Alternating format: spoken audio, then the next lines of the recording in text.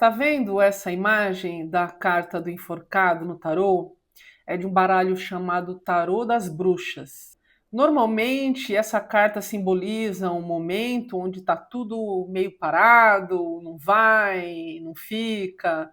De certa maneira, simboliza um momento de dificuldades. Só que no tarô, assim como na vida, nada pode ser visto somente como positivo ou negativo, preto, branco. Tudo nas nossas vidas é dual. Fica nesse vídeo que eu vou contar para você, a partir do tarô, um pouco sobre a criatividade, os desafios, o papel delas nas nossas vidas. Até já!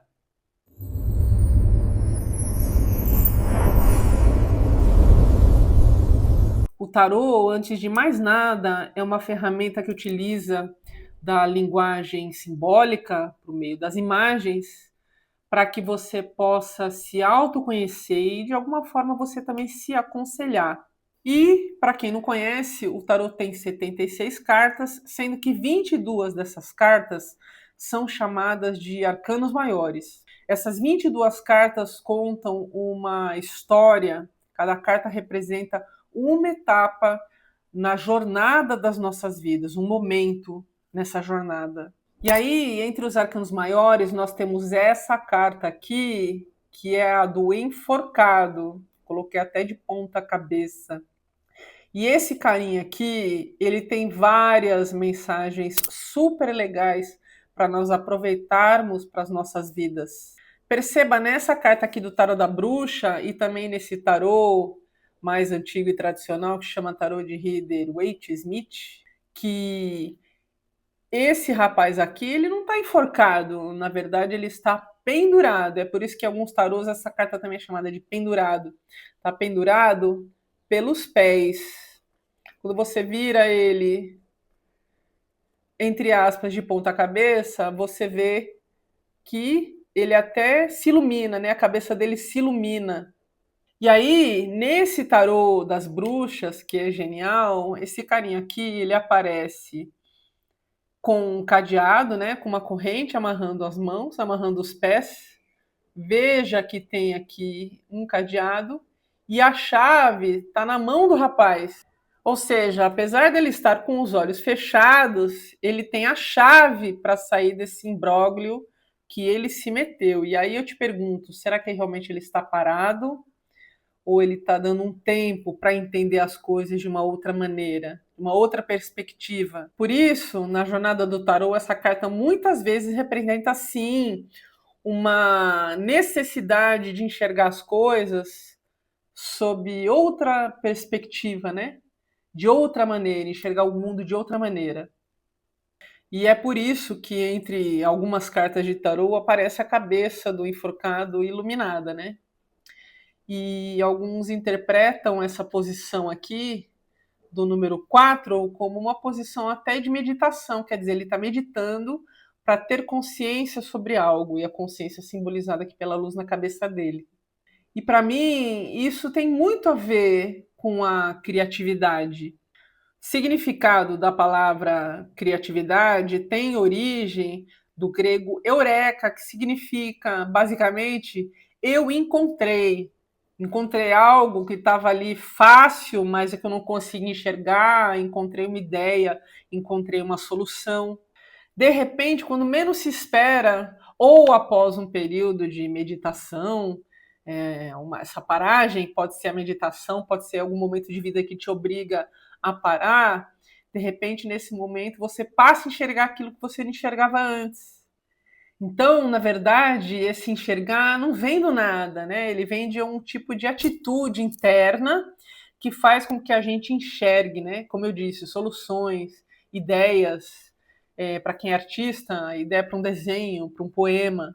E isso tudo tem a ver com a etimologia da palavra criatividade, que do latim creato significa produzir algo, fazer algo nascer.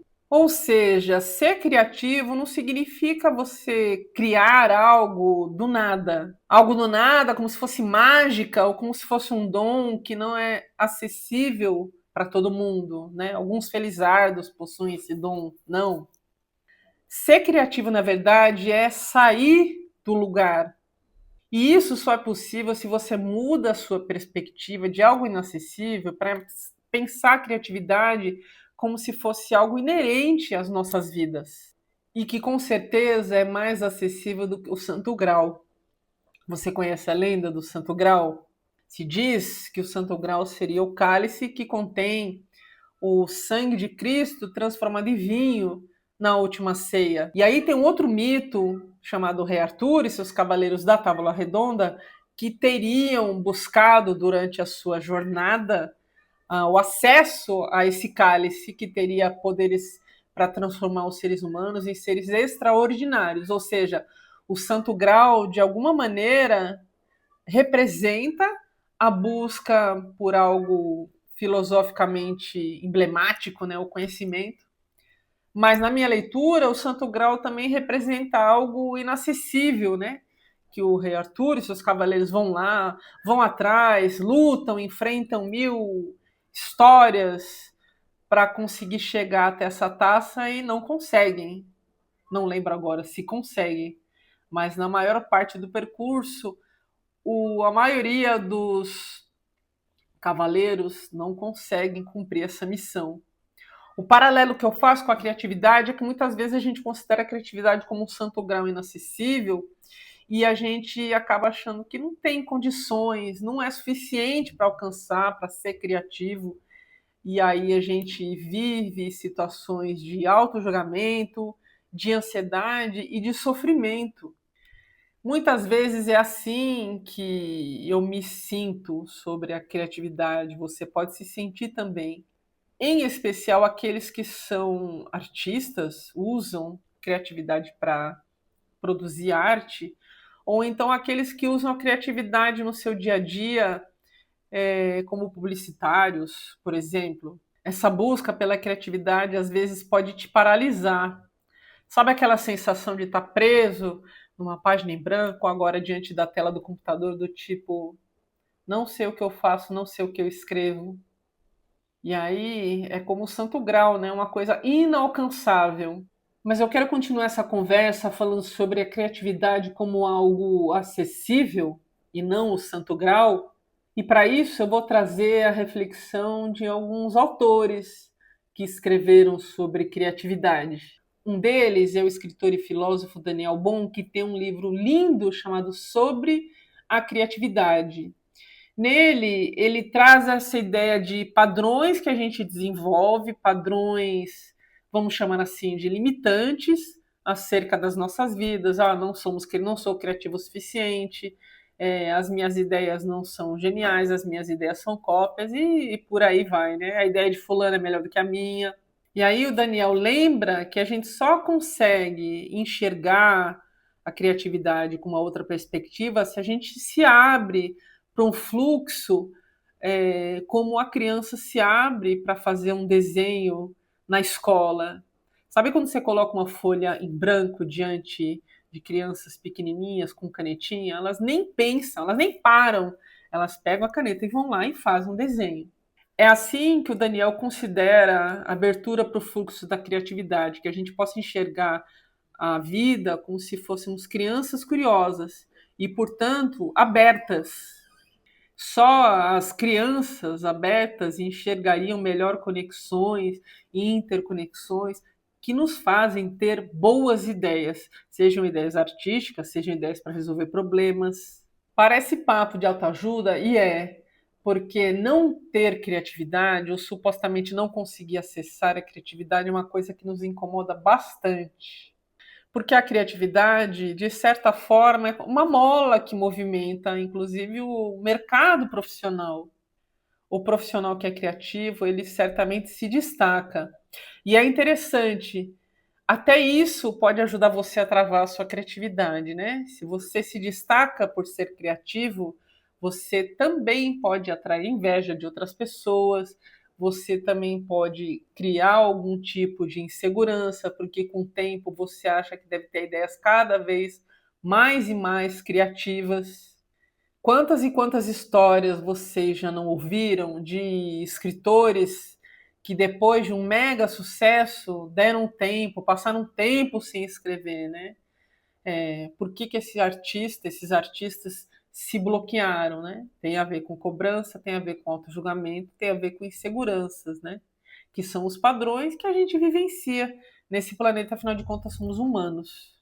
Agora, uma coisa importante: criatividade não necessariamente é um consenso, né? Principalmente falando em mercado.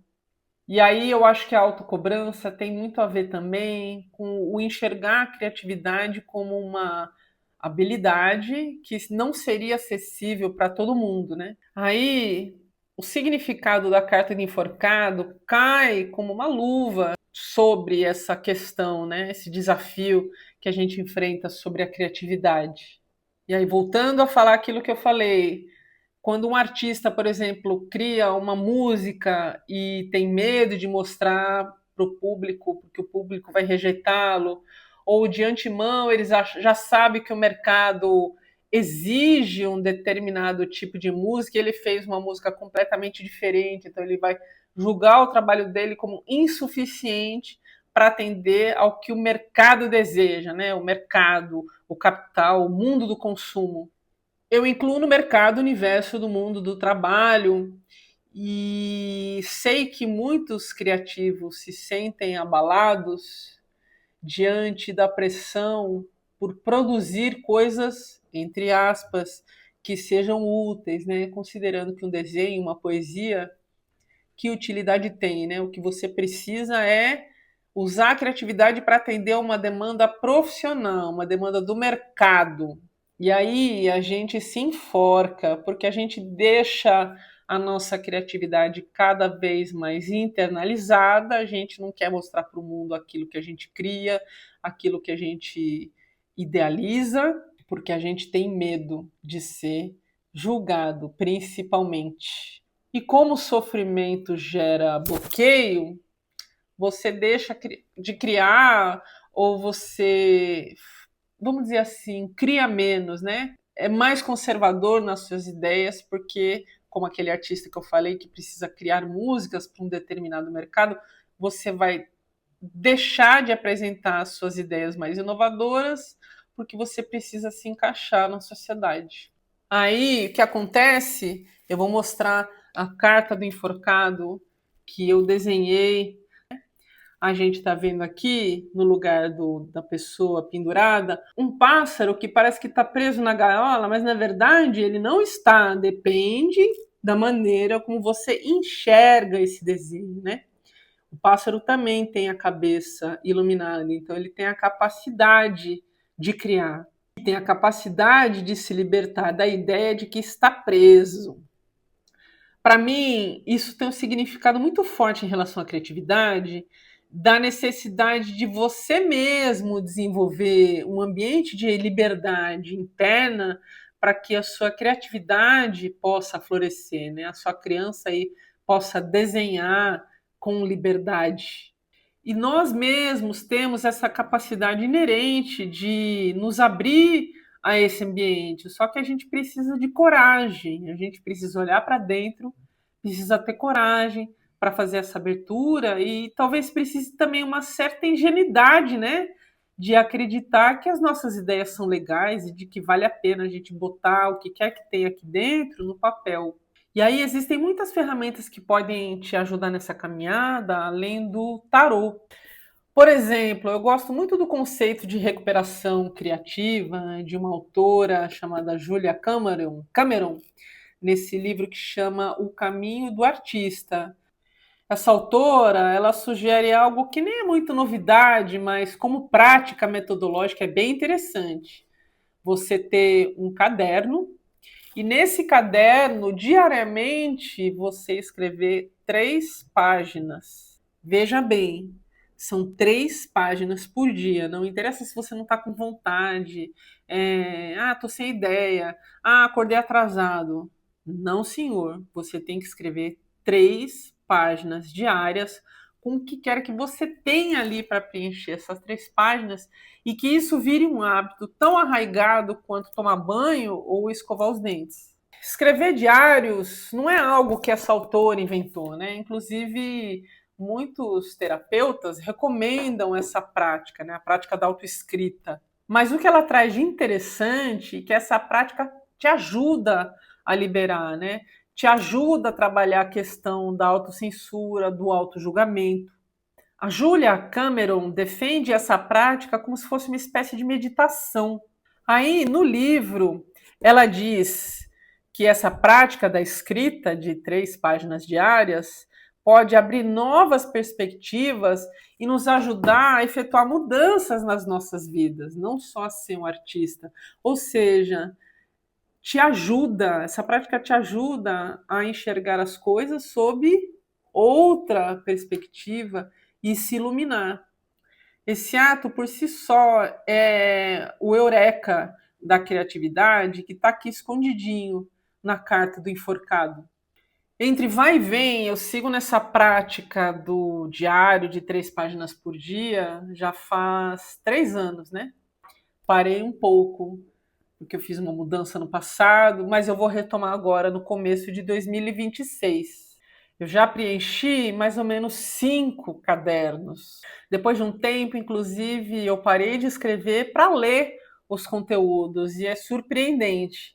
Existem pérolas muito interessantes que podem gerar material para escrever contos ou para produzir projetos, mas eu não fiz com essa finalidade, né? Para mim, ler os conteúdos sobre mim que eu escrevi ao longo desses anos me ajuda a entender um pouco mais sobre mim e também enxergar as possibilidades de evolução que eu tive na minha jornada, né? Porque a jornada é feita de passinhos para trás, mas também passinhos para frente.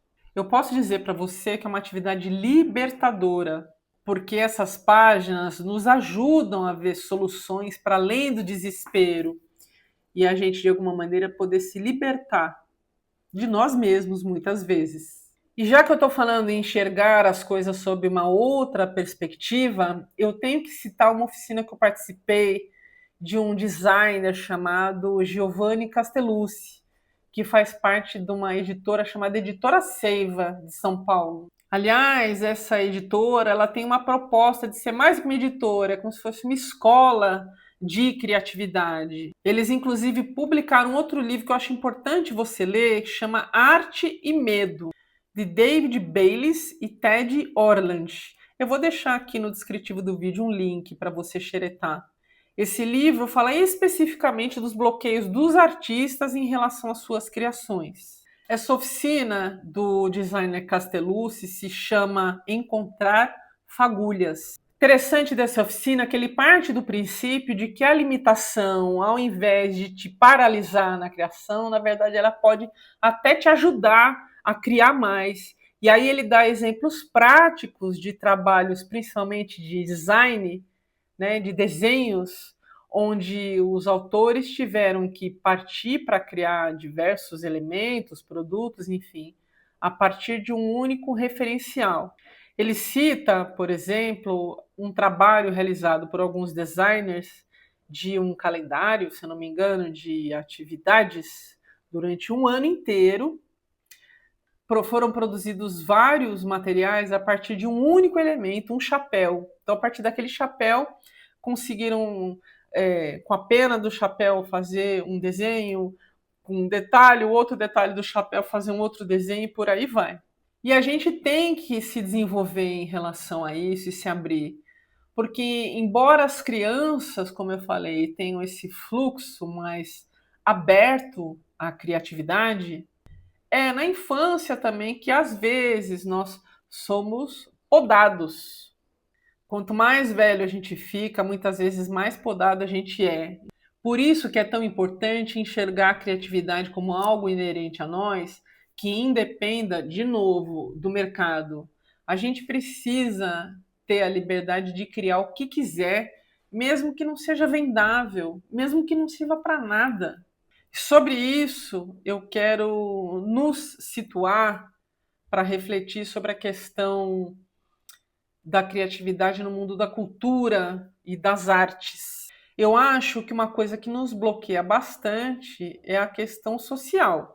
E com as redes sociais digitais, isso de alguma forma parece que se amplificou.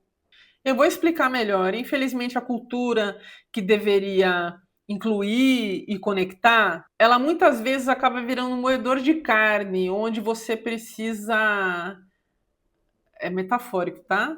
Onde você precisa consumir filmes, consumir livros, consumir exposições de arte, consumir museus quando você vai fazer uma viagem. Essa lógica de consumir arte, ela nos deixa muitas vezes cansados, porque a gente faz as coisas com pressa, ou a gente consome cultura pressionado, de novo, pelo social, amplificado pelas redes sociais, e eu tenho que assistir aquele show, eu tenho que ver aquela exposição, eu tenho que ir naquele museu XYZ quando eu for visitar, por exemplo, uma capital europeia. Se eu não for visitar aquele museu, é como se eu não tivesse nem ido para aquela cidade. Eu detesto aquela expressão 50 lugares para visitar antes de morrer. Sabe aquele senso de urgência, mas é uma urgência que não vem do seu interior, da sua criança curiosa. É uma urgência que vem do julgamento social. Eu preciso ver essas 50 coisas. E aí, o eu tenho o quê, para mim, é o avesso da criatividade. E, de novo, eu tenho que mostrar a carta de enforcado. Te aprisiona. Da mesma forma que fotografar e postar tudo de uma viagem ou de uma visita no museu, numa exposição, também, de certa forma, acaba tolhindo a sua criatividade. Também, de certa forma, acaba encerrando a sua criatividade numa caixinha. Muitas vezes você nem sorveu aquilo a que você foi exposto numa exposição, no museu, porque você ficou muito preocupado em apertar botão do celular do que apreciar as obras. Aí, talvez valha a pena, quando você for visitar uma exposição, você fazer com os meninos que eu vi num interiorzinho aí do Amazonas, que eu circulei. Os meninos foram assistir uma exposição de arte levando e pediram lápis e caderno para desenhar. É que eles ficaram tão absorvidos pela arte que eles tiveram acesso que eles tiveram que ter papel e caneta para desenhar, botar no papel aquilo que eles sentiram. Isso tem tudo a ver com criatividade. Falando nisso, praticar criatividade sem o celular também pode te ajudar bastante a ampliar o seu repertório, a te abrir para sensações que, por sua vez, te abrem para as ideias criativas. Eu lembro que quando eu era criança, eu gostava muito de desenhar na contracapa do caderno, principalmente na aula de matemática, que para nós eu não gostava muito, sabe? Não estou falando para você pegar um caderno e começar a desenhar no meio daquela reunião chata ou no meio daquela aula mais difícil. Mas eu estou dizendo para você deixar um pouco o celular de lado e voltar às práticas que você tinha quando era criança. Estamos de novo falando na questão da criança, né? Você ter lápis e papel à disposição, principalmente o lápis e a borracha, é uma oportunidade, é um convite para você se abrir a rabiscos e a ideias que podem de novo, podem não ser, entre aspas, úteis ou responder a uma determinada tarefa que você precisa fazer, mas podem te relaxar e podem te abrir para que você deixe de fazer coisas pelo olhar somente da autocrítica, do autojulgamento. Para mim, isso tem muito a ver com a chave aqui que abre o cadeado da carta de enforcado do tarot da bruxa, né? A chave para ser mais criativo, você pode jogar até lá fora, porque você já tem dentro de você tudo para você conseguir se abrir, né? E basta você ter essa disposição para escrever, para desenhar, sem a necessidade de ter que, sem a função de ter um resultado sobre isso, sem pretensões de ficar famoso ou de mostrar para alguém e esse alguém vai gostar ou não vai gostar. Criatividade para te ajudar a ser e ponto. Ser você. Se você gostou desse conteúdo, sentiu que ele conversou contigo, Deixa o seu like, deixa num comentário se você é criativo, como é que você trabalha a sua criatividade. E aguarde novos vídeos que esse ano eu vou trazer muito o tarô para falar de coisas do cotidiano, coisas da espiritualidade, coisas do autoconhecimento. Um beijo para vocês e boa tarde.